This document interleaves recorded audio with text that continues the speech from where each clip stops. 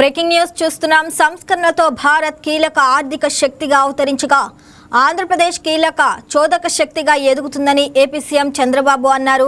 China లాంటి దేశాల ఆర్థిక వృద్ధికి దశాబ్దాల కాలం పట్టిందని, భారత్కు అంత సమయం అవసరం లేదని సీఎం అభిప్రాయపడ్డారు.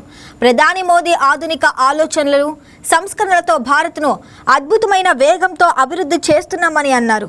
సింగపూర్ పర్యటనకు వెళ్లిన సీఎం తొలి రోజు సోమవారం వెంచర్ క్యాపిటలిస్టులతో ప్రత్యేకంగా సమావేశమయ్యారు.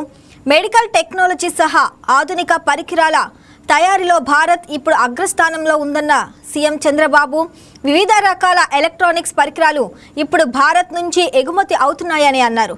డెమోగ్రాఫిక్ డివెంజ్తో అతిపెద్ద యువశక్తి ఉన్న మానవ వనరుల దేశంగా భారత్ నిలిచిందన్నారు.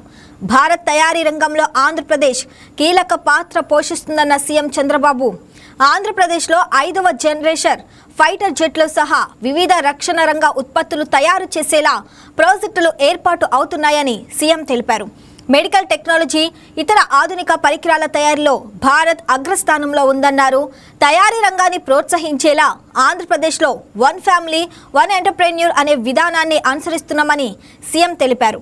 ఏపీలో వివిధ పారిశ్రామిక ప్రాజెక్టులు ఏర్పాటు చేసేందుకు ఇదే సరైన సమయమని, పెట్టుబడిదారులు ముందుకు రావాలని సీఎం పిలుపునిచ్చారు.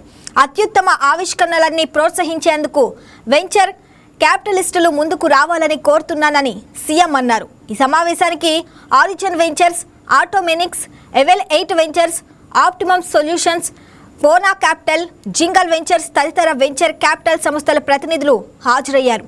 తొలి రోజు పర్యటనలో ముందుగా సింగపూర్లోని భారత హై కమిషనర్ శిల్పక్ అంబులే ముఖ్యమంత్రి చంద్రబాబుతో భేటీ అయ్యారు.